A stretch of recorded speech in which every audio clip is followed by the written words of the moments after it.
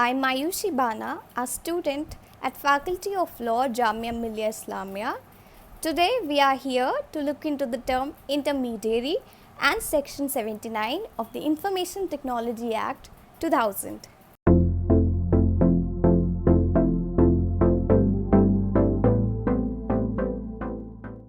Who is an intermediary?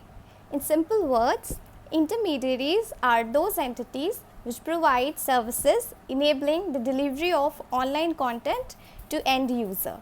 They facilitate the use of internet. Apart from service providers, social media platforms, search engines, etc., cyber cafes are also interestingly covered under the definition of intermediary. Intermediaries have an important role in maintaining a smooth flow of information and communication.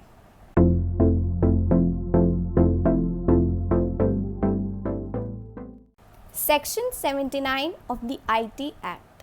Section 2, Clause W of the IT Act 2000 defines intermediaries broadly. This definition was inserted by the IT Amendment Act of 2008. India has adopted the safe harbour model where intermediaries have immunity on fulfilling certain requirements prescribed under the law via Section 79. In Google India Private Limited versus Vishakha Industries and another 2019, Google was asked to face trial in matter of criminal defamation, and it was held that Section 79 did not extend protection in cases under Section 499 and 500 IPC. The Supreme Court clarified that prior to amendment in the Act in 2009, the protection of intermediaries was applicable only for the provisions of the Act. After the amendment, an umbrella protection was provided to the intermediaries.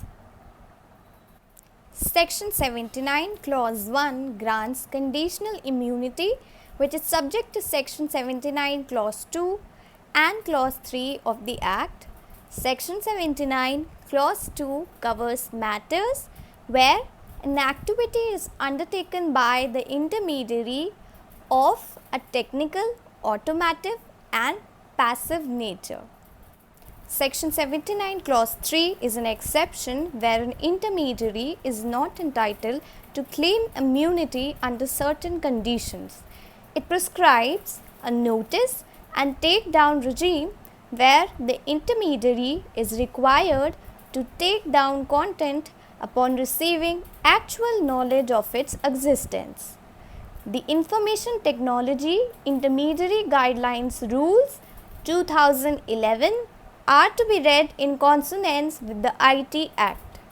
The due diligence conditions must be followed by the intermediaries, and these are enshrined under Rule 3. In Shreya Singhal versus Union of India 2015, the court held that the provisions of Section 79, Clause 3 and Rule 3 would require takedown not on mere objection, rather after there has been an impartial adjudication as it were by a court. The courts have time and again reiterated that the conduct of intermediaries in failing to observe due diligence could amount to conspiring, aiding, abetting or inducing unlawful conduct and would disqualify them from the safe harbour exemption as per Section 79, Clause 3, Subclause A.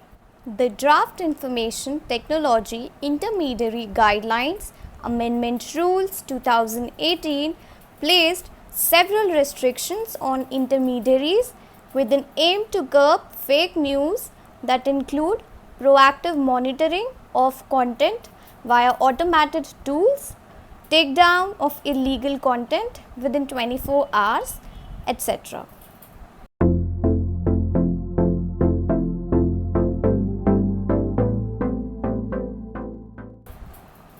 The new IT Intermediary Guidelines and Digital Media Ethics Code Rules 2021. The new intermediary guidelines impose new responsibilities on the intermediaries. The immunity will now be earned by discharging certain duties and responsibilities like creating a functional grievance redressal mechanism, accountable takedown system, appointment of India-based compliance officers, traceability requirements, etc. On defiance, the immunity under Section 79 is lost. Recently, WhatsApp has moved the Delhi High Court by challenging these rules. They have claimed that these rules are obstructive to its policy of end-to-end encryption, further submitting that it will lead to weakening of the common man's right to privacy. The case is still pending decision.